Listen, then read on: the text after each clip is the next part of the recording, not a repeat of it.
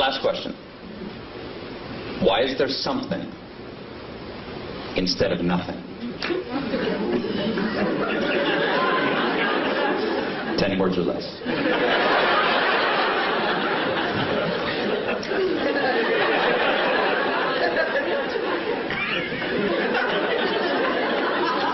Just because.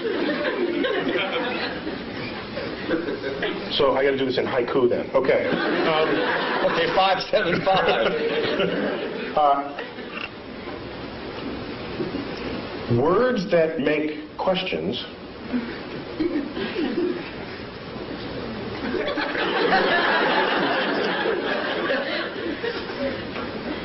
may not be questions at all. I am well rebuked. Neil deGrasse Tyson, it is an honor to have you here and an honor always to talk to you. Please, come on, give it up for Neil deGrasse Tyson. Thank you. That's what we talked about on the panel last week. We debated global warming. Two of the people did not believe in it. Oh, no, one person didn't believe in it. Two of them didn't believe in evolution. The good thing about science is that it's true whether or not you believe in it. You see, that's the... It's free. Anyway, I read a book, Consolation of Philosophy. The main guy, Boethius, is condemned to death. He has everything taken from him. All he has is his reason and his sense of self. Not even that.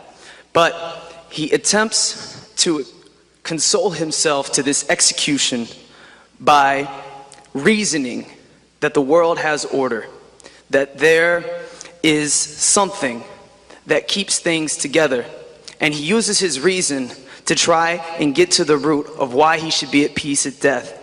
The problem is, his source of origin is a belief in God. What would you do?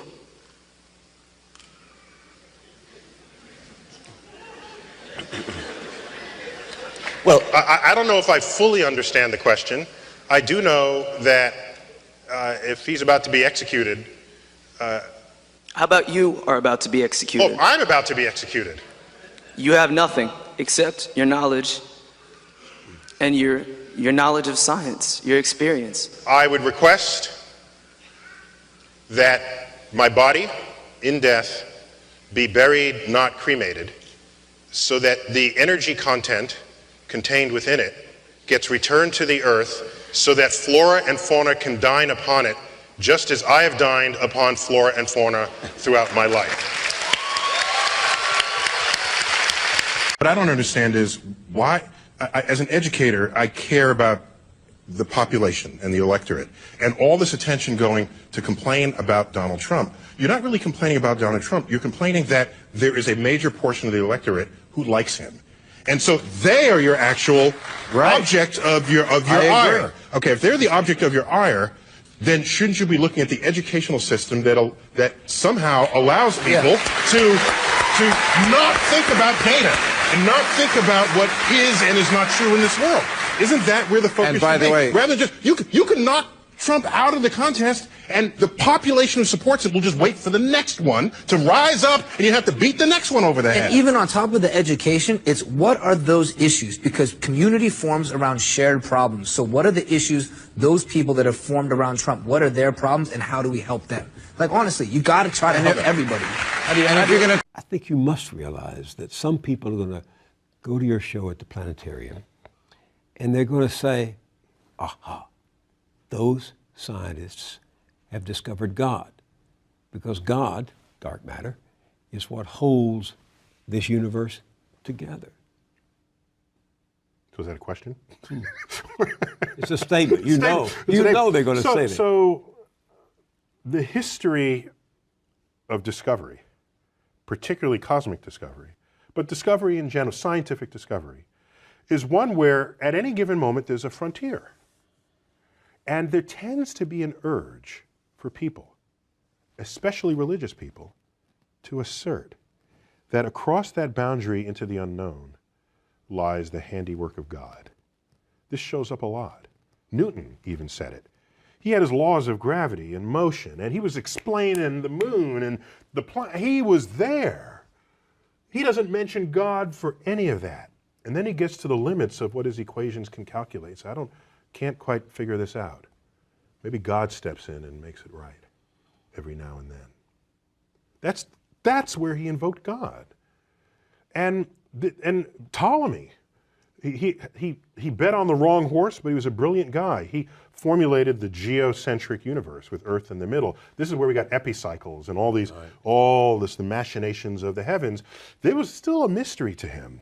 He looked up and uttered the following words: when I trace at my pleasure the windings to and fro of the heavenly bodies. These are the planets going through retrograde and back. The mysteries of the earth. When I trace at my pleasure the windings to and fro of the heavenly bodies, I no longer touch earth with my feet. I stand in the presence of Zeus himself and take my fill of ambrosia.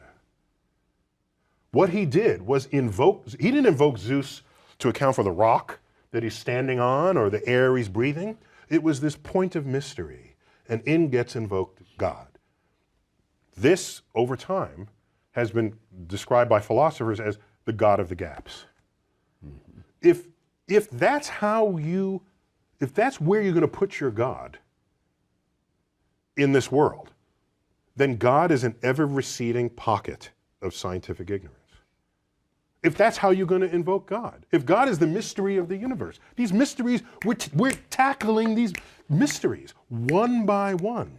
If you're going to stay religious at the end of the conversation, God has to be more to you than just where science has yet to tread. So to the person who says, maybe dark matter is God, if the only reason why you're saying it's because it's a mystery, then get ready to have that undone. So you're worried that you will die before aliens come visit you. Okay, there are hallucinogenic drugs that can solve that problem. And your brain won't know the difference. So here's the thing. If you want to communicate with intelligent aliens across the gaps of space, you would use things that move at the speed of light. Radio waves have good sort of penetration properties of interstellar gas clouds and this sort of thing. All right, so now let's find a planet and send a radio signal. Well, that radio signal is going to have to arrive there at a time where they have not only intelligence, but technology. Suppose some other civilization was sending us radio waves and it arrived 200 years ago. Presumably, we would have counted ourselves among the ranks of intelligent creatures in the universe at that time, but we would have had no capacity to receive radio waves because radio waves weren't discovered yet. And so, in fact, if you want to communicate with a civilization, it has to be right in the slice of time where the life on that planet achieved complexity and intelligence and technology. And maybe technology is not a forever thing. Maybe technology escalates to the point where it becomes so dangerous that they render themselves extinct. So perhaps there's only a narrow window over which you could actually have a radio wave conversation with aliens. So I think the only hope, really, is that we get visited by highly intelligent aliens that figured out a way to cross the gaps of space-time, but thereby not being limited by the speed of light as a speed limit of the universe. As we say, speed of light is not just a good idea, it's the law. But if you warp space-time, you can cheat that, as they do in Star Trek with their warp drives and things. So if they would visit us. Now you were depressed before. You don't know depression until what I'm about to tell you. So now imagine if they visit us in a spacecraft.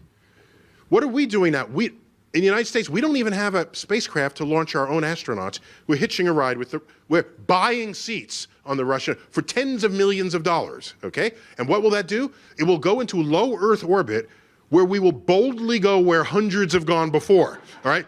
That is the state of human space exploration at this moment. Now aliens come from the gaps of space and they land. Okay. I have two hypotheses. Three. One of them is they have already landed, but they accidentally arrived during Comic-Con. And no one could distinguish them from any other costumes that were being worn. And then they left because no one cared that they came. So that's It's a remote possibility, but I'm allowing that in the probability of this. All right.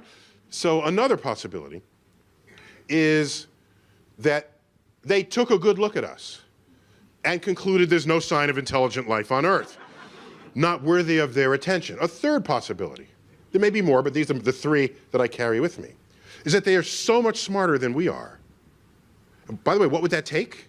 Not much. But what's the next closest animal to humans in intelligence? Chimpanzees, chimps. And what's the DNA difference? 2% tops? Yet, what's the most they can do? They can stack boxes and reach a banana? Okay, maybe they'll put up an umbrella, rudimentary sign language, maybe. Our toddlers do that. Our toddlers. So here's only a 2% difference in DNA, and the chimp is stacking boxes, but we have poetry and music and the Hubble telescope. So our hubris ends up saying, what a difference that 2% makes. What a difference that makes. Maybe that difference is just as small as the 2%. Maybe the difference between the Hubble telescope and stacking boxes is as small as the 2% indicates. Because now consider some other species, 2% beyond us, just as we are 2% beyond the chimp. What would we look like to them? They would roll the smartest human Stephen Hawking, roll him forward and say, this one is slightly smarter than the rest because he can do astrophysics calculations in his head, like little Timmy over here who just came back from preschool. Alien Timmy. Oh, look, you just composed your 12th sonnet. That's beautiful. Oh, you just re-derived the fundamental principles of calculus. Let's put it on the refrigerator door. Yes, that's what their toddlers would be doing because our toddlers do what the smartest chimps do. If aliens came and they had only that much more intelligence than us, the gap that is between us and chimps, and we have DNA in common, if they were only that, they could enslave the entire Earth and we wouldn't even know it. Maybe that has already happened. And we are living our lives as though we are expressing the free will of the human species, yet we are nothing more than an ant farm on their shelf. So we are their entertainment, not even worthy of investigation beyond what we look like in their terrarium. Yeah. Speaking of Earth, how do you feel about the people that think it's only 6,000 years old?